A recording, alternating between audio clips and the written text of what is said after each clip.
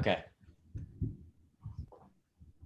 Okay, so you were asking me how to think about risk within this context of objectivist epistemology. Yes. And we were just thinking of it like, oh, it's just uncertainty or something like that. But I mean, I know what you're saying. That's kind of imprecise, and we're not using what we've learned from objectivism to clarify that thinking. So I just want to see how we could approach that a bit more clear with what we've learned so far. So if you were answering it for yourself, what would you begin to say? Like, by distinguishing what's the more broader category as part of, like, What risk would I is a say type of about what? risk. So Like risk is a type of what? Like going okay. on this idea is kind of like uncertainty. How would you make it more precise? So we start out what's the general category you think this would belong to. Okay. Yeah. So I think when this is what I got from talking with you, actually, some clarification around risk. I think it's referring to a loss of some value or some negative event. So negative being a loss of something. And then risk isn't certainty. So it's just referring to I don't know if it's referring to an evidential continuum, but it's referring to a situation where you don't have direct access to the causal variables that are relevant. So the causal variables that may cause a problem. So for example, if we're talking about a surgery and we use certain medicines, we use general anesthetic, and there's sometimes we know that sometimes someone gets an infection or sometimes someone reacts badly. We don't know why yet because there are other factors at play that we're not, medicine hasn't yet been able to track, maybe conceptualize, to track, to measure. So in those situations where there are causal variables that you either don't have access to or don't know about, then you use risk, which is just a statistical measure for something like, let's say, humans in different situations where like, we don't know if this will happen, but we just know this is, I'm not too clear yet on how you'd use it and apply it in specific situations, but that's what I've gotten clear, is that it refers to, it's like a measure of the variables that you, like there's certain variables you might have a hand on, but then the risk measures those variables. It gives you an idea of, in situations where you can't directly measure the variables, how this event might play out to you, I think. That's sort of where I'm at now, whereas before I didn't know. Yeah, I think you're halfway there. So, but that's not quite a general category, though. Would you say? Like What risk isn't? is a, well, you might want to just call it a type of uncertainty, right? That seems to be what you're saying. That risk is a type of uncertainty. The general category is Right. uncertainty, and Right. you might want Okay. to think, what are other types of uncertainty that you might think of that aren't necessarily what you think of as risk? Like what else would you call uncertainty? Um, what else would I call uncertainty? Um, what people will do in the future, maybe. I'm not sure if that's a category though. I, Or um, just types of uncertainty. Like you could say that. I think that would be valid, but maybe I'll offer one. Like uncertainty could be um like there's certain uncertainty when you roll a dice, you don't know what it will end up as. But you wouldn't really call that risk generally. You just look like I'm okay. uncertain, but risk usually connotes something more different from that. Yes. So Yeah. usually, Okay. I see risk where you're going. is, and what's unique about risk compared to those other kinds of uncertainty. Right. So Like, I think, yeah, I think it goes back to what I said earlier, which was phrased in a kind of like vague way, but basically it's risk of a loss. So risk is uh, an outcome that is negative or bad for you. That well, I don't want to say the chances because that's what risk is, but it's a risk is trying to measure a negative outcome, basically. I think something like that. yeah, well, an uncertain negative outcome. Uncertain negative outcome. Yeah. Yeah. So that's kind of what the possible would be for like genus being uncertainty and differentia being like uncertainty of a negative outcome. Okay. Yeah, that So makes that sense. genus I like differential. that. And now Cool. you can have a little bit easier time distinguishing different types of uncertainty and saying what's unique about risk compared to the others. Of course, you can modify in the future, but so far we've gotten something to work with that we've Yeah. tried to clarify our thinking to make it at least clearer than just this vague notion, oh, I say risk something bad. I mean, it's not really a hard question, but once you do the distinguishing, it gives you something to work with to make distinctions and similarities, and it's easier to work with. So once you've got that in mind, it's easier to then to start taking further considerations into account. Um, so that's really what I wanted to illustrate for now. We will get into it more, but that's the sort of thinking process when you're trying to define something, at least to begin your analysis of something. That's something you want to do. You could really apply that process to anything that you're trying to understand a bit better, more clearly. Yeah. I've been trying to, but I'm actually in the process of writing up a little thing about understanding, learning, and and cognition and thought, which I'll post later. But Yeah. I'm trying to go through that process of like thinking about examples of it and then finding a genus and differential. But it's difficult.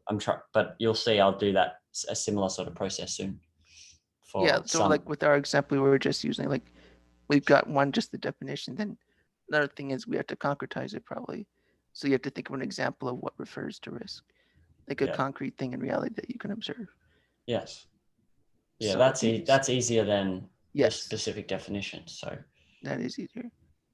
but And then, then you in a go ahead. yeah, go on. Sorry. Well, then you integrate it with other knowledge about uncertainty and certainty. Like you're trying to validate it by bringing it down through those concepts we've been going through.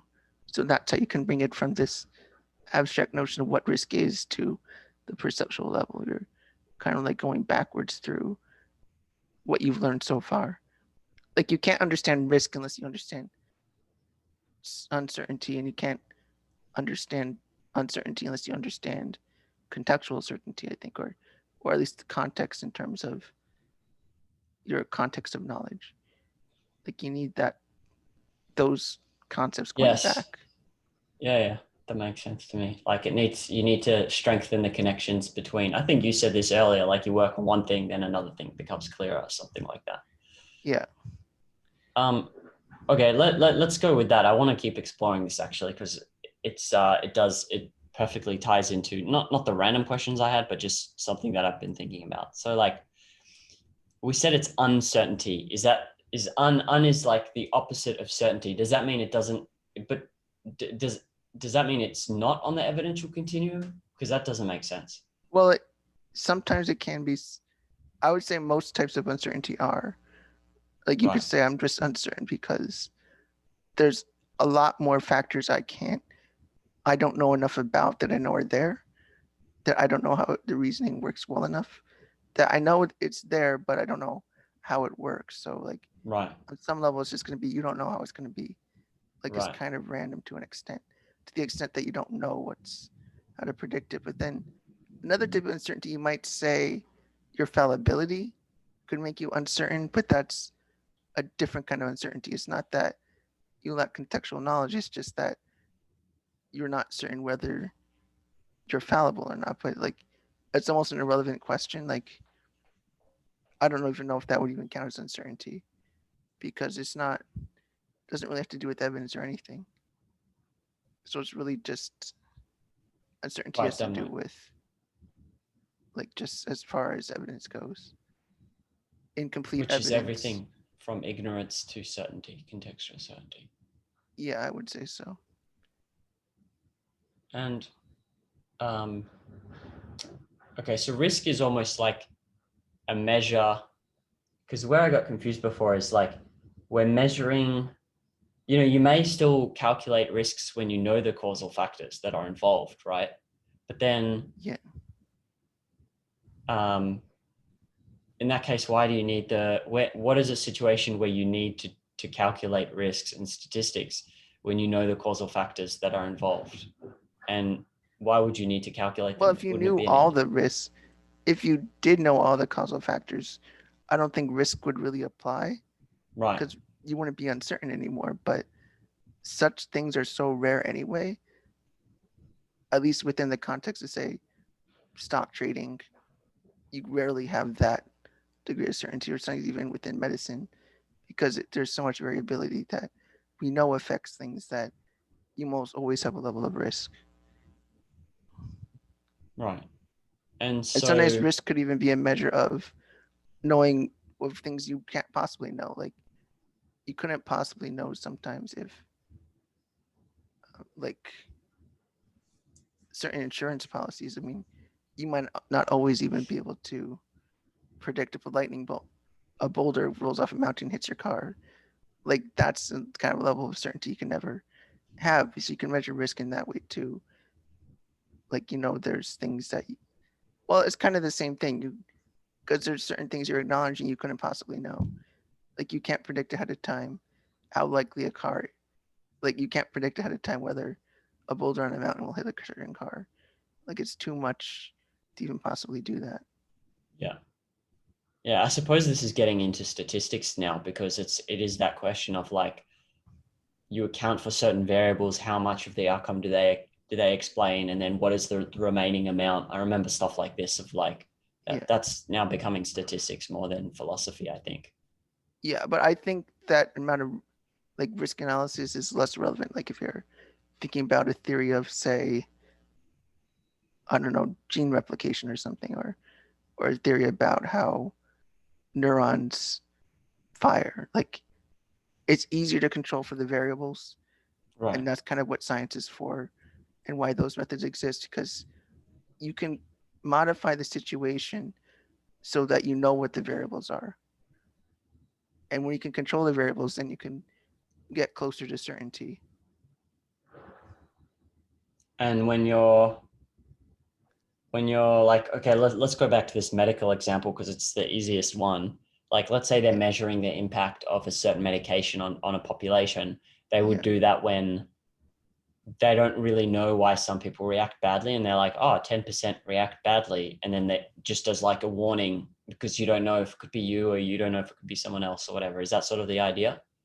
Because the Yeah. causal Like, factors are not explained. So you're just like, it's so weird though to think that you then apply that to yourself when no one knows what the causal factor is. Like all you know is that everyone is a human, and so you're a human too, and therefore this thing might apply to me. Is that sort of the thinking behind it? I'm yeah. Or even like you didn't, say, measure everybody's cholesterol level if that happened to matter, or you didn't measure everybody's weight because maybe those things matter, but they didn't measure it at the time. So maybe that's what caused the difference. But they could say at least it depends how they divide the populations, how much of a population they got. That's where uncertainty comes in. right. It's just confusing how you then make a decision. I don't think this is philosophy. Tell me if I'm wrong, but how you then think about like let's say there is let's say there's some um, medication that enhances memory, like someone invents it, and then this medication, or I don't know to call it medication, we'll call it a supplement. This supplement like massively enhances your memory. You can like you're like a human recorder, and you can and go back into your memory and remember exactly what happened like 2 months ago on this day or whatever. And but the thing is, they've noticed when they did the trials that 10% of people it causes massive memory loss. And so no Yeah. one knows why, there's no factors or whatever, like that no one knows why this happens, but 10% it just does. So then when like you're an individual thinking, should I take this or not? How do you like because you don't know what's involved. You just know, okay, 10% of people in this trial had memory loss. How do you then go from the general and statistical to the specific you and your life and values and everything else? I guess that is a bit of philosophy because it A is bit. Like, to what extent do you trust your doctor, or to what no like which, or how even do you use that statistic in a way and oh then fit that in with your values of like, okay, well, I want enhanced memory, but there's a 10% risk of massive memory loss. Like, how does that, you know what I'm saying? Like applying the general, which is a measure of some unknown variables or something like that, that cause this to just your life, and then this random 10% number. It's like, how do you, I don't know. It's weird to think about how you relate it's just a number. Well, several ways you could deal with that. Well, one, you could consider, well, why do you need this memory improvement? Could we just want a better memory, or it could be like, oh, you have Alzheimer's and you want to last like a couple more years. You might say the risk is worth it because you're almost certain to use your memory almost right away. So you might counteract it that way. But if you weren't with that concern, then you might look at the studies further, like, or ask your doctor, like, which they might say, oh, I know this protein is doing this, and I know you have issues with that protein or something. So then they might say, oh, because of the mechanisms how it works, we don't you might be in that 10% group because based on the mechanisms we think are going. So I mean, usually even with that statistical thing, they get at some causal mechanism, and that might explain what the difference is to some extent. Or like some of the difference, maybe. Like they Yeah. get at one causal factor, and let's say 10% of people have it. You're saying that usually they'll find something where it explains, like, let's say 80% or 40% of the 10%. Is that sort of what you mean? Yes. Things sort of like that can help you decide. Like you take the facts you do know, Yeah. even if the end result, like you're uncertain, but you would still be certain, like, well, this protein does that. This part of the medication has shown evidence for this. And even within medicine like that, usually they don't say it is false that something. They usually like, oh, there is no evidence that it does this. Usually there is no evidence that, I don't know, that it I've causes noticed that. cancer. Yeah. Rather than strictly saying it's false, because I mean that's almost the way they deal with this. Like it would be arbitrary to say it does or doesn't. Like you just work on strictly the evidence of what you see. Mm, You're not trying to just throw in these things that seem to right. work. You're strictly the evidence. So I guess some of the epistemology of the arbitrary is already there, really. Like it's pre-Rand. It's like from, I don't know, maybe from Popper, maybe from Aristotle. And then so a lot of that is in the sciences already. Yeah, I mean, there's, as we've discussed, there's many ways, many theories to deal with that, but usually on some level or another, scientists understand what arbitrary is, and they Right. do recognize we need evidence. Otherwise, it's pointless, and there's no way to even discuss it. Mm. But I'm still left with the problem. Like, okay, maybe it's true that they've managed to explain a decent portion of the 10%, but you're still, let's say you're left now with 4% unknown of, like, you could have memory loss. How do you then think about that as it relates to making a decision in the specific instance of your life, right? That's what I find pretty interesting, because like this kind of stuff comes up a lot, right? You're always going to have to, maybe you're going to have to make some decision about something, and there's like a chance something, but even getting on a plane, like, even though we don't tend to think about that, like to some extent you're making that calculation, and you're making it subconsciously, but you're making that calculation like, okay, there's a 0.005% chance, but there's, even getting in a car, right? Like you're making that calculation all the time. Yeah, I mean that's true, and I think I don't even have many answers to that other than one way to deal with that is understand what cognitive biases are, to be aware of, like, if you're overweighing something, or overvaluing something. That's usually some way to tell Right, what that you're would be doing wrong. interesting to get into that. I'm going to do a write-up about that, actually, because that would be a direct application of, it could be an application of a couple of things. So statistics applying the general to the specific, and then objectivist epistemology, because you've got to tie it into values. You've got to tie it in, you've got to weigh Yes. those decisions. And I think that's where the philosophy does come in then, because in the general to the specific, so from the general statistical calculation to the specific situation, and where the general is, you don't know the causal factors, there's got to be a lot of like thinking about the decision making there, which isn't specific to statistics. So anyway, I think I'm gonna write about that and then see Yeah, what people think. Stephen Boydstun posted a link to a book that's almost like exactly about that. Like I was Oh, gonna buy really? it, but it costs way too much, so What is I it? didn't go for it. But Can you send it I'm to me looking later? for it. Yeah. Yeah. I find his his stuff really hard to read sometimes. I don't usually. Yeah, it's very dense and he's not the easiest to read, but it just was interesting to see like, oh yeah, this is what we've been talking about. Even when I said I'm not sure how much this has been applied to objectivist epistemology, and it's like, oh, here's literally an example of somebody doing it. It was pretty cool. Right. Yeah, send it to me. It'll be great. Yeah, I'll get that later. I can't find it right now. Yeah, that's fine. All right. You want to go into random questions? Yeah, I think we're clear on risk and how to think about it, especially the genus differentia. Or clearer. We're clearer. Let's go with we're clearer, and I have more because of this added clarity. I have more questions, and that I think this is a good question too. So, which is good.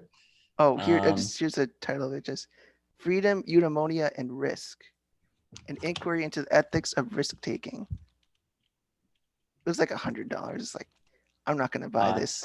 Some academic book, hey. Yeah, but it was just interesting to see. $100. What the hell is? I would never. I know it's ridiculous. I mean, I would have read it if it was like $15. Yeah, I would have bought it, like no doubt. But okay, all right. Well, I'll take a look at the table of contents. It'll probably be too advanced for me anyway. So yeah, but cool. Thanks. I've bookmarked it, so I'll take a look. Yeah. Okay.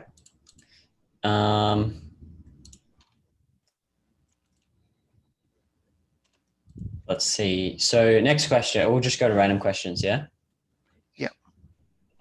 So I was thinking about concept formation and like software and computers. And like when you're on a computer, in a way, the screen has it's like this visual field and you've got percepts on the screen, right? But it's like a percept within a percept. Is that, we can call it like a digital percept. Like, okay, I've got my desktop and I've got a start menu and all of that. And then I've got a window called Zoom meeting. And that's like, that's a specific percept in a way, but it's within a percept, if you know what I'm saying. Yeah, I think so. So that makes sense, I think. There's some visual distinction between the Zoom screen and the rest of my screen, right? Yeah. And so when I'm forming concepts, like I was thinking about browsing the internet, for example, and browsing is a concept which refers to something that only happens on the computer. It's like when you open an internet browser and you start looking stuff up on the internet, right? That might be my level of understanding, just that, not more sophisticated, not more detailed and organized, but just simply that, opening a browser. Browsing, the concept is opening a browser and clicking around, right? Yeah.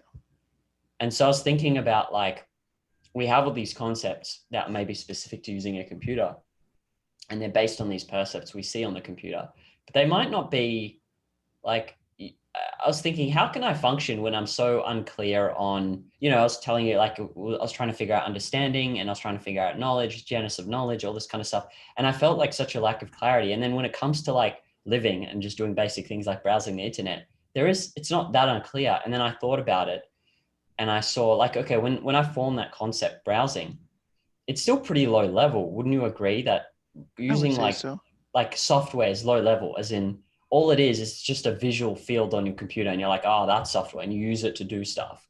And so, okay. And so you can have almost concepts that are very simple and low level, but are based on very advanced technology, right? Yeah. And so that would explain then, I guess this is more getting your thoughts on this, because I'm trying to like think about things, but that would explain why I can function in all these many different ways. Like I can use the internet, I can talk to people, I can, I don't know, maybe even code some stuff, and then still not be that conceptually clear on a lot of deeper fundamental issues, right? Yeah. Okay. Yeah, I mean, that makes sense, the reasoning. Yeah, okay. Oh, that's interesting.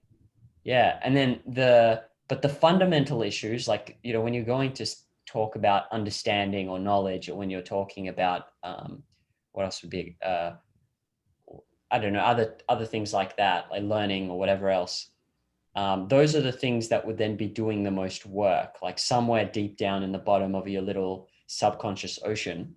Do you think those would be doing the most work and everything else is simple and you can almost form it without thinking about it? Like, oh, browsing the internet thing, move here. Yeah, click here. Go, oh, Google. Yeah, browsing. That's browsing. That's like you can get by using really simple low level concepts for the Yeah. most part, and you don't know the impact of not. Yeah, okay. Yeah, you can do that. And I think those are kind of automatically formed, like for lack of a better term for that. Like it's not like you're consciously reasoning out all these differences. It's kind of because it's perceptual, kind of just happens. Right. But And I then mean, it's still perceptual, but yeah, okay. That makes sense. And then that's why you can have so much trouble with everything else, like principle, virtue, understanding, knowledge, um, all those concepts, because then they're like that would be next level. Whereas, internet browser, Zoom, it's simple really, and some concepts of action on a PC. yeah, and there could even be more advanced concepts like with as far as design, like what makes it so that your eyes can distinguish things on a screen, or what makes something visually distinct from another. That's all perceptual, and but it's more abstract than just like, oh, I see a square on the screen, or I see something, or I see a box, Right, or right. Yeah, and you can just yeah, keep that's true. building up from there. And then you Okay. might have weird concepts within video games that don't make any sense unless you play that video game. Like I've heard people talk about video games and I have no idea what they're talking about, but because I have no experience with what they've perceived, does that make any sense? Yeah, it does. I know what you're talking about. There's in games, like I don't know if you're playing Counter Strike or whatever, Yeah. World of Warcraft, and there are specific strategies you use, and Yeah. and they can be used in different ways. And so you give it a concept, and people talk in that lingo, and you're like, I don't know what this guy's talking about. Yeah, exactly. Yeah, that makes sense. Okay. Because I got kind of stuck on that for a while. I was like, well, how can I not know these basic concepts that I was trying to work out, and then I can use a computer and do all this advanced stuff? And I guess it is just you don't. We function a lot on the level of, at least as far as I'm aware, you do function on like lower level percepts a lot of the time. So Yeah, it's something that's fine because you don't necessarily need to be some big brain person about, I know, like internet design or web design. I mean, it really sometimes depends on what you're trying to right, understand and deal with in the world. I mean, if right, you're not going to play Counter Strike, it almost like who cares you have any of those concepts about like yeah, how to play or obviously, things like that. But if you do, then of course it matters a lot, and even having those distinctions can improve your gameplay. yeah. Like I suspect, I mean, that gets into more special science. Like if you study these concepts, will your actual skill on the perceptual level increase? That'd be actually, I've seen people study that actually. I It's think very so. interesting. I think so because, well, I don't know specifically on the perceptual level, but the concept of chunking in chess, where you do Yes. perceive more patterns because there's a big visual Yes. field, and you can't, like, there's too much going on in the visual field. But then if you chunk, I guess you segregate things in a certain way, and then you can make more sense of what's going on. Yes. So that makes sense. Yeah, I mean, Um, actually, my study and objective as epistemology kind of coincided a lot of when I used to study a lot more about design, whether it's video game design, web design, like visual design, fashion design. I love thinking about design, and I always try to transfer from that more perceptual level to something more conceptual. Like it always put me on that kind of type of thinking, that frame of thinking. I think going through that for over a couple of years really clarified my thinking about, I don't know, different things on the internet, or just like the visual experience of it going on the internet. I think it clarified my thinking. You actually, that reminds me of something I was thinking about. Like the process of thinking that is taking perceptual stuff in front of you, like you're describing, and trying to put it in conceptual terms, right? That would be thinking. Well, one type of it, but yeah, definitely. Okay. Yeah. Mm. Maybe a type of it on more on the connection between the perception and the abstract. I mean, of course, there might be something like connecting the abstract to the abstract, like connecting calculus to quantum physics. I mean, that's just abstract to abstract, but this is like perceptual to abstract. Yeah. Um, Yeah, and I guess they'll do that with fashion as well. Like they'll come up with specific combinations of colors, and I don't know if it's arbitrary, but they say, okay, this color tends to evoke this mood, or these colors we know from this theory of colors, these colors work really well together. And so that's taking all this information of feeling and then just putting it in conceptual terms sometimes as well. And that's trying to come up with certain principles for design, like color, the different color combinations that can and don't work, and what situations they do work. That's putting all of that stuff in conceptual terms. So I think Yes, that's similar. I would say so. Okay. That I try to do that with game design. I just lost interest in game design, but I love thinking about it so much. I love taking these more perceptual theories and just applying them to something more abstract, seeing what principles I can derive from different psychological things I've learned. Can you give me an example? Like, what do you mean? Um, what did you mean by like? Yeah, could you explain? I didn't understand. Follow that. Well, say some video games, open world versus linear stories. I mean, how familiar are you with video games? Not at all. I don't know what that Okay. is.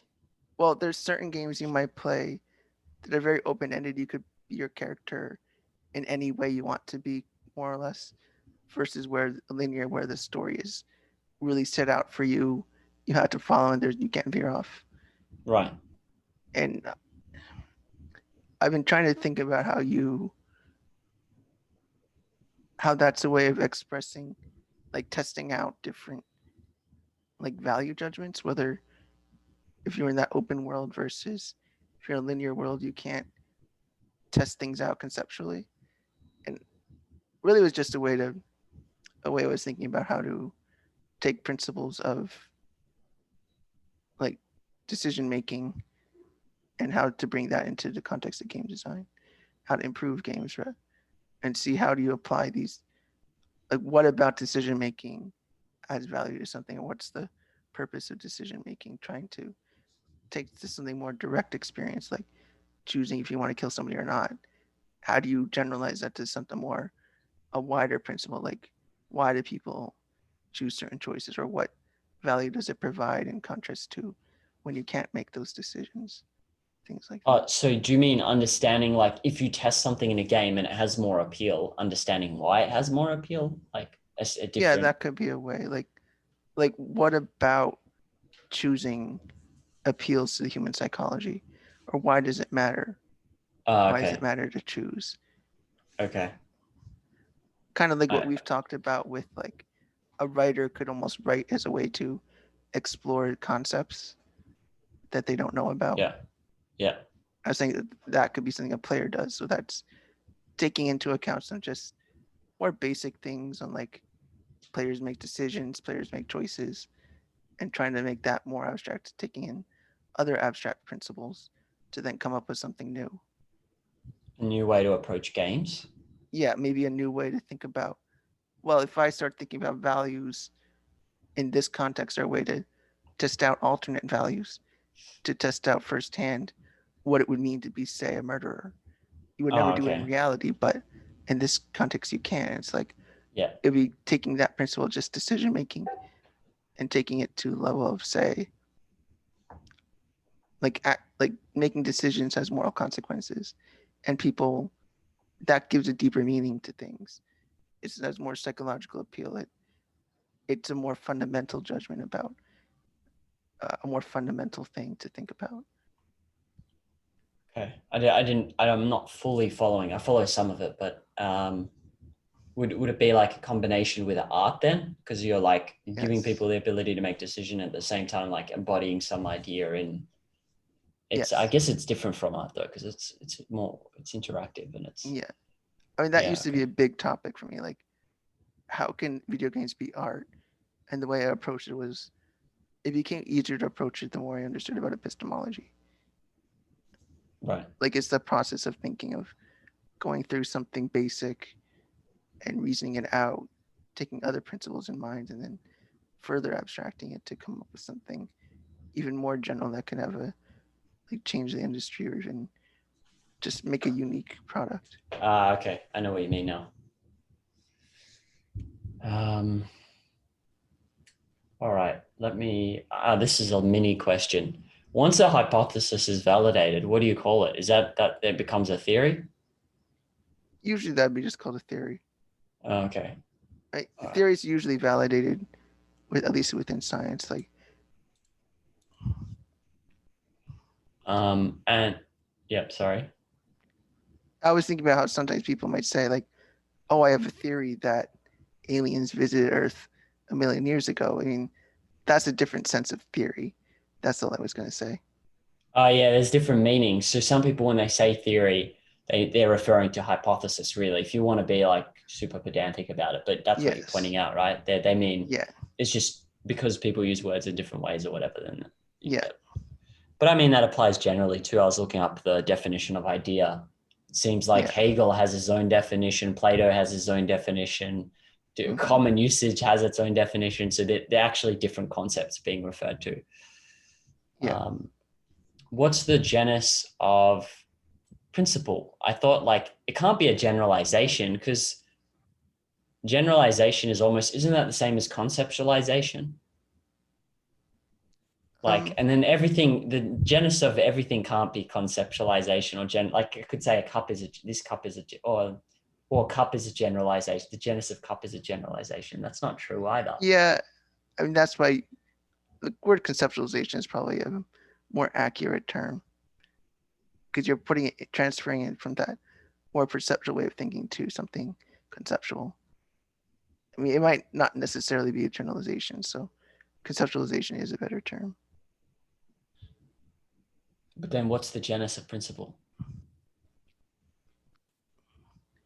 I'd almost call it an abstraction.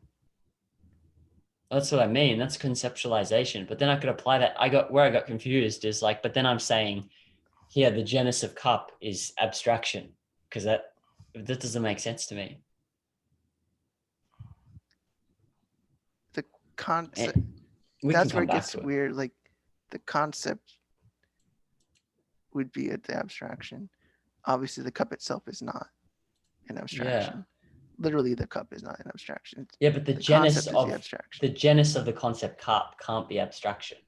That's what I'm saying. And then so why would Yeah. when I thought about genus of principle, I thought, oh, it's a generalization. But it can't like I don't know if it can be a generalized. I guess I need to clarify a few things actually. Generalization versus conceptualization. I still have to read the epistemology books. So I will come back to this maybe when I'm less confused about a couple of these concepts, less clear. I mean, more clear. Yeah, I Less think clear. that one. Yeah, that one should wait until we get more into detail, like what specifically Rand would mean by a concept and abstraction. Yeah. I mean, then I think you could have the material to reason that out because this idea of generalization or conceptualization or abstraction kind of depends on understanding at least some theory of concept formation or some theory about what is a concept Yeah. because they presuppose concept. All right. Next question. Do you think there's a distinction to be made between a reason for something happening and a cause, or it's the same? It's equivalent. Like a reason for a choice versus a cause for a choice. Usually, I say a reason is usually just in terms A of cause. a volitional thing making that Okay. choice. Like that's the Right. only way I would use it. Yeah. I'm sure somebody would say a reason, like if they're a theist, there's a reason would also include like God would be a reason for something, as distinguished as just merely caused by God, but it adds that extra flavor of something decided to. But yeah, that's interesting that you say that because I remember there was a meetup recently near my house for philosophy, and it was this. I didn't go, but the topic was, uh, does everything happen for a reason?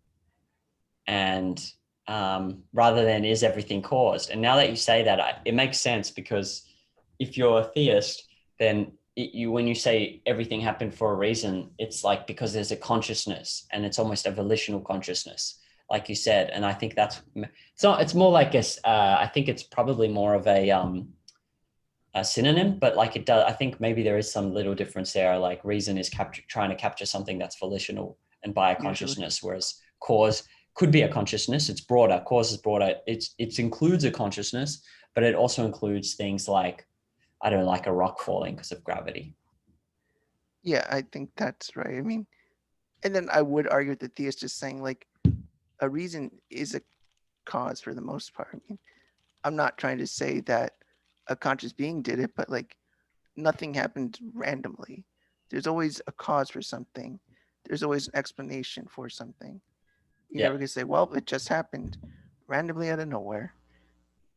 that's true. But when it's phrased like, take the meetup, and then the title Yeah, was, does everything happen for a reason, implies to me a lot of the time, it yeah, implies that, like if you're looking at a rock falling, it's more a question of like, or if let's say something bad happened to you, like you're in a car accident, and then you're like, everything happens for a reason. It's like there was some consciousness there directing things, and then yeah, there's a benefit to you because of it, or something like that. I think it's more implication. I don't know if it's actually yeah, like association, implication, or whatever. So yeah, yeah. I mean, and if you ever went to that meetup, it'd be like, if you were talking to somebody about it, you would want to make clear those distinctions just to make sure you're on the same page, like that you two are understanding each other.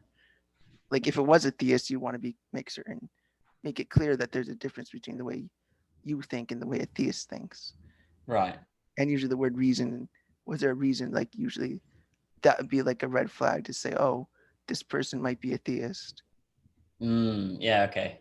But I don't know if that's like a formal. I guess I can look up the etymology of the words and then see if they are rooted in some kind of like, Yeah, one is more biblical or one was more cause is more scientific, Enlightenment era type thing. yeah, yeah. That's one way you would think about it, to like first distinguish. Well, have them define their terms. In other words, like sometimes people do mean something when they say reason. Sometimes it's just an innocent way that they just speak, but they didn't imply anything. That Yeah. happens sometimes too. I want to explore intelligence also. So I think you said last time it comes in many different forms. And Yeah, one definition you've heard, which I've heard too, by the way, I think this is Rand's definition of it's the ability to handle concepts. yeah. And there would be a few aspects of that. So obviously one is memory. But um, if concepts, if reason is the way we live, part of reason is conceptualizing and abstracting away from the things in front of us, and that's how we survive. Then what would be another form of intelligence that makes sense to measure? Like, wouldn't that be the only one that's makes sense to measure? Because I sort of get that you'd go, okay, well, if you live by concepts, then it would make sense to measure concepts. But I'm not even clear on, do you purely live, like, are there other ways that you can be productive other than concepts? Because like, take an athlete, for example. It's a bit out of context, but the point is, like, I sort of see where you're going, but I also sort of get that, like, the only way to measure intelligence that makes sense would be concepts if we survive by them. I think it has to do with, well, historically, it's always been broken down.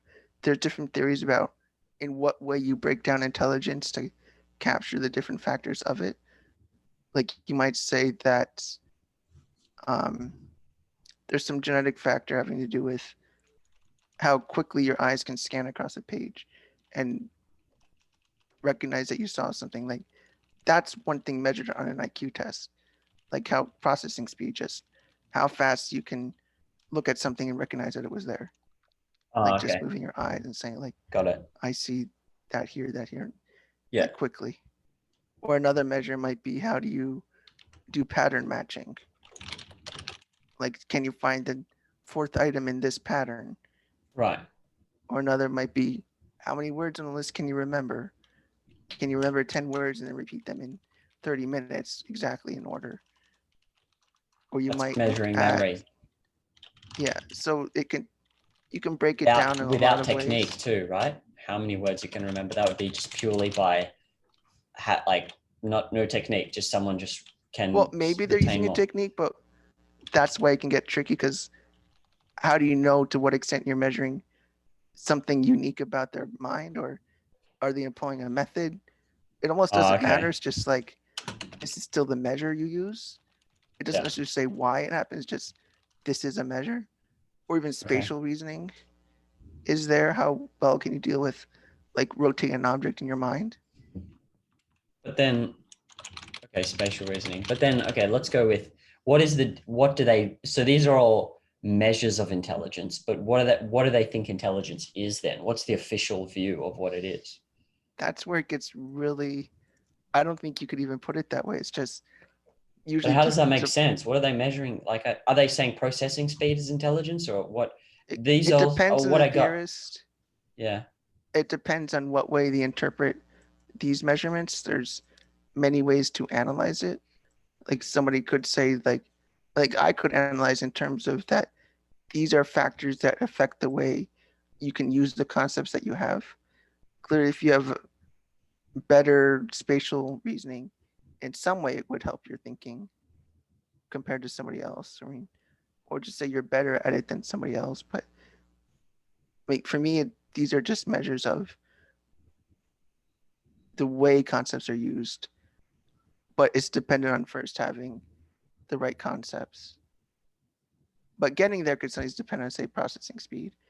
It might take somebody 5 minutes that took somebody else 10 minutes. I mean, those things can add up. Yeah.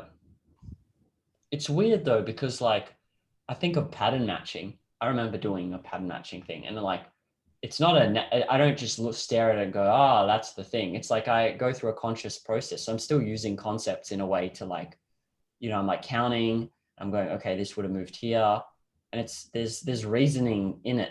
So it's kind of strange to think you're trying to measure reasoning that relies on reason. I don't know. It's weird, but Yeah, there's almost as many theories of intelligence as there are psychologists. okay, I mean, there's all some right. good ones out there, but it's very varied exactly because of this complexity. It might be like the most complex thing to measure in psychology. But I wouldn't would they almost first say, need to establish what it is in the first place? Because it's kind of weird that there are so yes, many measurements, but there's I no. agree. Yeah, okay. So they're I all mean, just. yeah, What do they say though? How can they say we're going to measure intelligence and here are the factors, but we don't know what it is? That doesn't make any sense. I mean, I just saying there's not much agreement is more what it is. Like different people focus on different things. Like some people focus on goal-oriented adaptive behavior, like creative thinking, and to them that's what defines intelligence, which might be more like the objectivist way. It's not per se what these specific abilities are, but how do we get by in our world? How do we adapt to our world? How do we accomplish what we want? Oh, okay. And Right. somebody else might think strictly in terms of, oh, how complex are the ideas? Like measuring how well you can deal with calculus versus arithmetic. I mean, that'd be a more simple definition. And some might focus more on like just like, oh, a general capacity of problem solving and not. It really depends on the scientist. So there's It's not weird. much agreement, but But then but we, go yeah, I ahead. mean, we can come up with some basic, maybe it's hard to measure it, but we can come up with, surely there's some basic ability to think about. We're referring to someone's ability to, what else could it be other than function well in the world and productively? Like, I'm just not sure what Yeah. what what what other room is there to like. I mean, maybe there are different aspects of functioning well, but what, yeah, like on a basic fundamental level, like apart from functioning well and producing things, what else could it be? They could almost think of it as more of a computational thing versus like a more like computer type of thing versus a whole biological entity. I mean, you can kind of compartmentalize things like, oh, there's the mental aspect and there's the physical, and you're kind of dividing them almost like a Right. mind body dichotomy. Some theories are much more integrated between mind and body. Like your understanding is highly connected with your actual perceptual systems. Like learning would be What highly connected with, say, vision or movement and things like that. what Other is that? I theories don't aren't as get that. What connected. is that? It's called Saying you have to see things to see, like you have or to. it's called embodied cognition, where a lot of what cognition also includes your actual activities in the world, your actual perceptions. Like you're not just some detached machine. You're not a brain in a vat. You're actually interacting with the world directly, and that's essential to your conceptualization of, or your ability to use concepts sometimes even. So that would be like a case for when you're learning, not just to learn in front of a piece of paper. Is that? Yeah, like using it, being active with it, or something to be like to understand how to cook. It's not just knowing what the facts are, but actually doing it. Yeah, that's the That example allows you in. to, Yeah, I was yeah, in the role of philosophy, which is a cool example. yeah. And so that's the sort of thinking that's consistent with objectivism, that like mind and body are integrated, that your perceptual system has a pretty straight connection with the cognitive, a lot of goal oriented stuff. That's the psychology I really like. So yeah, that's the sort of thing you would get into in defining intelligence. So how does it help you interact with the world? It's not just like how does the brain working like a computer, but like how do you effectively act within the world? Yes. So you're saying, and this kind of makes sense then. Like, do you think it's really hard to say, it's really hard to know, but I do observe like some people just seem to get things way better than others, but in different ways, right? So you can have like a kid who just starts playing piano from a young age, or you can have and just is gets really good really quickly. How much of it is volitional and conceptual, I don't know, but there is something Mm-hmm. I sort of get. Like there is a difference between, say, a Stephen Hawking versus a professional athlete. It's not like um Michael Jordan is using concepts to get good at basketball, at least not as far as I'm aware. There's no, like, it's not like he's sitting there developing and going through a process of concept formation and then improving his ability to play. It's like, so there does seem to be something to be said for different abilities. And I'm not sure, what do you think about them all being like conceptual as necessarily the main one? Because Well, even I in, was yeah, even in trading or markets, like everyone keeps talking about this, the intuition, and it's not clear that it always just comes from concepts. So going back to that Iowa gambling task kind of thing. yeah, I think with the example of Michael Jordan, I think maybe not with his basketball skills per se, but I think his attitude as a player may be influenced by the concepts he has about success and working hard and things like that. And Right, that has pretty strong influence. But right, as far as like ability to shoot a basketball, true, there might not be much conceptual going on there. But the attitude to get there is maybe actually essential to that, like sticking right, with it and having those concepts of right.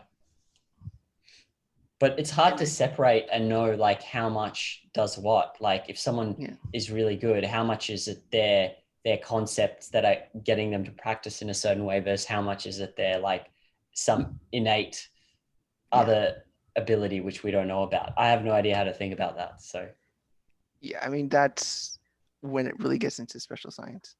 That's yeah, where okay, nobody knows yet. okay. What other forms of intelligence can you think of? Well, people like to talk about emotional intelligence. Sometimes I just think of that as say ability to think in terms of what another's thinking. It's called theory of mind. Just like Ability to how do think in I terms. like if you know you like if you insult somebody, you make them mad or upset, like just knowing how they will react to something, or like the way kids think. Like you can if a kid watched you hide a toy, um no, like if a kid wanted to take steal a cookie out of a cookie jar, they need to be aware that you're watching them so they might want to sneak by so you don't notice. That would be like taking into account how others are perceiving you. Is that an ability? When I think ability, I think something innate. Is that an ability or a skill? Like theory of mind. Is that, do you know what I'm saying? It's something you kind of pick up It's over time mixed. or, It's yeah, mixed, okay. but it is something you have to learn as you grow older. I mean, like 3 year olds are bad at doing that, but 5 year olds are much better. Like Right. 3 year olds can have no, like almost have no understanding that people have their own perspective. Like they say, I want that. Like they assume you know what they're thinking. They're assuming that what's in your head isn't what's in their head is in your head. And they don't take Right. into account, well, other people are in a different perspective. He doesn't know what I know. So I need to Yeah. tell him what it is I want. Yeah. Mm. And you could call that a type of emotional intelligence, and maybe more advanced kind of be like what does a politician do to get a certain bill passed or something. They have to take many perspectives into account, many motivations, many desires, and think about that. Even in principles, it attain some end. I mean, that'd be Wouldn't like you? really advanced theory of mind. We tend to, like, at least I noticed this myself. When you, and I used to make this error way more than I do now, but the way you have a theory, or the theory of mind is often just you projecting, like, oh, I feel this way, so other people feel this way as well, or I experienced this before, and this is how I thought about it, so this is what this person might be thinking, which isn't necessarily true, right? So we Yeah. that's like, is that thing of projection, is that just a mistaken generalization, or why is it that everyone does it? Like, if it's conceptual error, shouldn't only some people make it? Or is this some kind of cognitive bias thing that's I brain mean, over mind, or brain over... this would get into a whole different topic of Oh, okay. like for me, I don't quite say it's a real thing. Like it's kind of right, but I think it doesn't capture what's really going on. Oh, okay. Like, I mean, yeah, I agree that people sometimes might think somebody thinks it just because they do, but I don't call it projection. Oh, okay. I just, but that's What do you something else call it? entirely. I mean, I would just think of just a conceptual error, as you're saying. Oh, I don't okay. think it's like you're projecting your feelings onto someone else and saying, Yeah. therefore, that's what they think. It's just like, just a mistake. I mean, I don't put it like they're avoiding thinking about something or that they're putting themselves onto someone. Like, I don't really just get into that. It's just strictly an error of thinking. Like Mm. oops, they overgeneralized something or they made a bad generalization. That's Yeah, about that's it. good. I mean, that's why it's important to, when I go through these words and I'm clarifying, I can then be clearer, like, oh, this word is just abstract, it doesn't make any sense, I'm not going to use it because I don't actually understand it. And then you can stick to things and just you know what I'm saying, instead of getting into the projection or displacements or whatever these Yeah. psychological terms are, because you're like, I don't know what they actually are. So you can just skip it. Okay. I didn't think about that before. So Yeah. I have a